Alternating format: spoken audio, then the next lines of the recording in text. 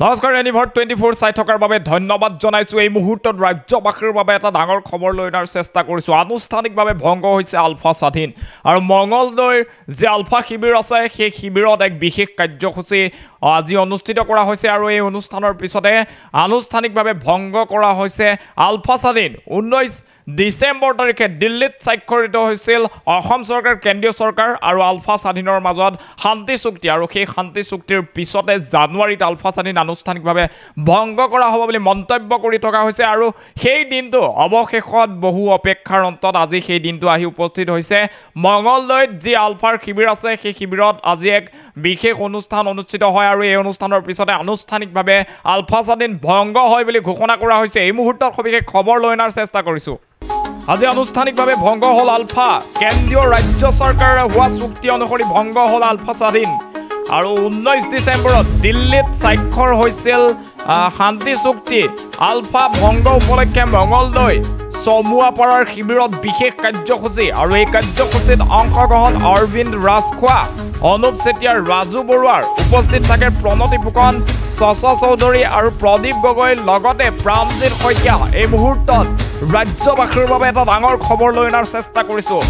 দীৰ্ঘদিনৰ যি আলফাক লৈ সমস্যা আছিল, দীৰ্ঘদিনৰ বাবে চৰকাৰে যি প্ৰচেষ্টা হাতত লৈছিল আলফা স্বাধীনক মূল সুঁতিলৈ ঘূৰাই অনাৰ বাবে বিভিন্ন ধৰণৰ পদক্ষেপ হাতত লোৱা হৈছিল। প্ৰতিখন চৰকাৰে সেই প্ৰচেষ্টা অব্যাহত ৰাখিছিল আৰু মুখ্যমন্ত্ৰীগৰাকীয়েও, বৰ্তমানৰ মুখ্যমন্ত্ৰী হিমন্ত বিশ্ব শৰ্মাই বিভিন্ন সময়ত মন্তব্য কৰি আহিছিল যে আলফা স্বাধীন মূল সুঁতিলৈ ঘূৰি আহক, সেই আহ্বান জনাইছিল আৰু তাৰ পাছতে 29 ডিচেম্বৰৰ দিনা দিল্লীত স্বাক্ষৰিত হৈছিল ঐতিহাসিক শান্তি চুক্তি আৰু সেই শান্তি চুক্তি কেন্দ্ৰীয় চৰকাৰ, ৰাজ্য চৰকাৰ আৰু আলফা স্বাধীনৰ নেতৃত্বৰে সেই শান্তি চুক্তি স্বাক্ষৰিত হৈছিল আৰু তাৰ পৰৱৰ্তী সময়ত ঘোষণা কৰা হৈছিল যে আনুষ্ঠানিকভাৱে আলফা স্বাধীন ভংগ কৰা হ'ব।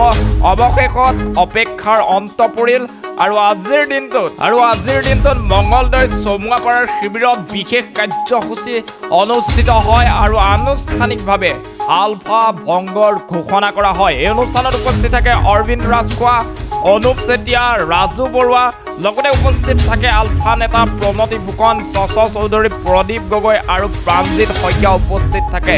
দীৰ্ঘদিনৰ যি অসমৰ সমস্যা আছিল, অসমৰ যি যুৱক যুৱতী জংঘলে ঘূৰি ফুৰিছিল, বিভিন্ন সময়ত আলফা স্বাধীন বা এনেধৰণৰ সন্ত্ৰাসবাদী সংগঠনৰ বাবেই অসমক সন্ত্ৰাসৰ অঞ্চল হিচাপে কেন্দ্ৰীয় চৰকাৰে চাই আছিল, সেয়াৰ যেন অৱসান ঘটিবলৈ গৈছে। অসমত যেন শান্তি উভতি আহিছে, যাৰ বাবে 29 ডিচেম্বৰ তাৰিখে ঐতিহাসিক দিন আছিল। সেই দিনটোত কেন্দ্ৰীয় চৰকাৰ, ৰাজ্য চৰকাৰ আৰু আলফা স্বাধীনৰ নেতৃত্বৰে শান্তি চুক্তি স্বাক্ষৰ হৈছিল আৰু তাৰ পৰৱৰ্তী সময়ত আজিৰ দিনটোত দেখা গৈছে যে মঙলদৈৰ যি আলফা শিবিৰ আছে সেই শিবিৰত এক বিশেষ অনুষ্ঠান অনুষ্ঠিত হয়, য'ত আলফা স্বাধীনৰ কেইবাজনো নেতা উপস্থিত থাকে আৰু তেওঁলোকে ঘোষণা কৰে যে আনুষ্ঠানিকভাৱে আজিৰ দিনটোৰ পৰা আলফা স্বাধীন ভংগ কৰা হ'ল। এই মুহূৰ্তত এই খবৰ আমি আপোনালোকক জনাইছোঁ।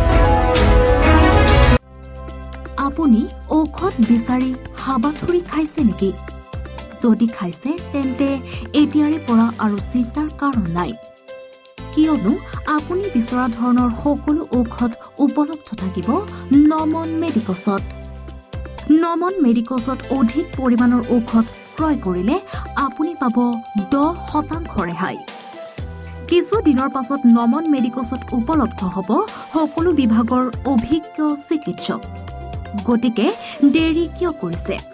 আমাৰ ঠিকনা গণেশগুৰি স্বৰ্গীয় খগেন মহন্ত পথ, দিছপুৰ পলিক্লিনিকৰ বিপৰীতে।